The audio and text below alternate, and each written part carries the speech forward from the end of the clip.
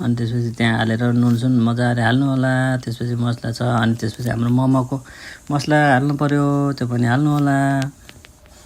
मजाले मोमोको मसला नि हालिसकेपछि यस्तो आनन्दले राख्नु होला। छ भने अनि थोरै धनिया पनि काटेर राख्नु होला। यसले एकदम स्वाद चाहिँ मिठो दिन्छ।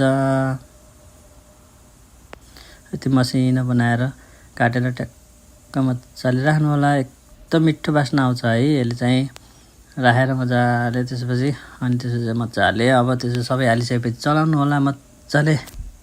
एकदम किमा चाहिँ एकदम मजाले नरम हुने तरिकाले मजाले चलाउनु होला। आनन्दले सबैतिर नुनसुन लाग्ने तरिकाले मजाले बनाउनु होला। यतिको मजाले चलाइसकेपछि यतिको भइसकेपछि रेडी भयो। अनि त्यसपछि अब यस सँगसँगै हामीले पिठो पनि बनाउनु पर्यो। यो चाहिँ पिठो सुपातिर पाइन्छ, जापानको सुपर मार्केटतिर थोरै पानी सानी राखेर मजाले पिठोहरू पनि मैले एकदम मजाले कसेर यसरी पिठो मुस्नु होला।